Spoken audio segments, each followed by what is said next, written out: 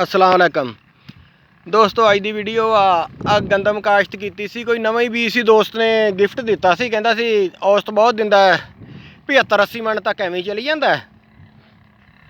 तो ये फिर इत्थे अगाओ नहीं सी पूरा किया, तो फिर मैं ये दूसरा सिट था, मैं अगाओ नहीं पूरा, तो लेकिन इन्हें बूटा बहुत ज़्यादा मारिया।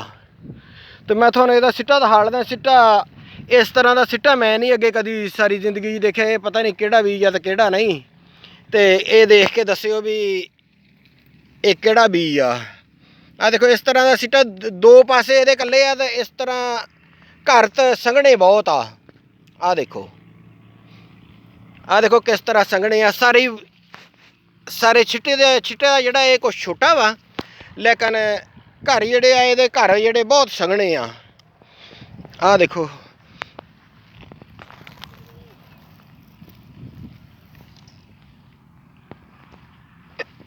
इस तरह का चौरस सिट्टा है।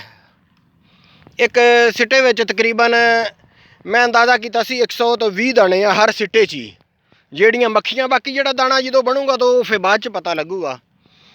तो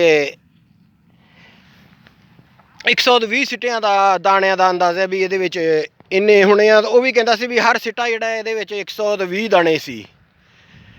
तो जो ये पक गया तो फिर भी मैं दोस्तों को दिखाऊँगा कि इसे किन्ने दाने ते की हिसाब किताब निकलिया। ये गांह फिर अलहदा करके तो बीज बनावांगे इंशाअल्लाह। इस तरह दी होर वीडियो देखने लिए मेरे चैनल को सबसक्राइब कर लो, नाल घंटी वाले बटन भी नप दिओ।